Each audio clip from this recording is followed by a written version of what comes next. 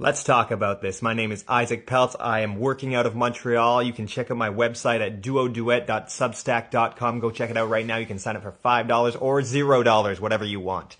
Immigration is not the actual issue here.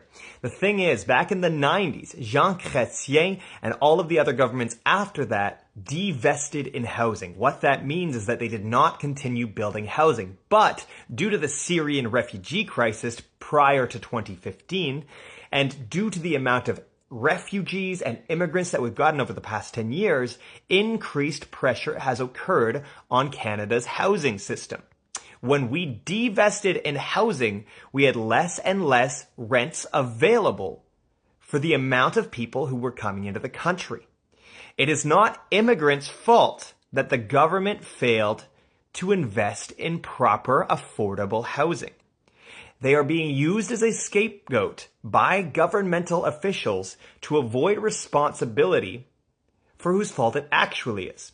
And the fact of the matter is that it's because the government has allowed incredibly large private businessmen, corporations, whatever, even foreign interests to invest in huge amounts of our housing that was available, and they stopped investing in socialized housing.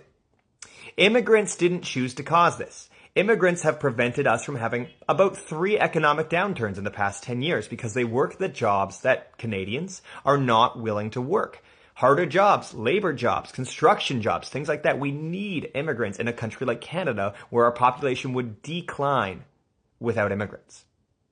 On the other hand, it does increase pressure because of the amount of divestment in the housing system. For example, the Quebec government has decided to make 5,000 socialized houses. That is not enough by any means. Meanwhile, when I say there's less than 1% available rental housing on the market, that does not mean there are many more houses that could be purchased. It's just that there's less than 1% empty houses that are available for renting.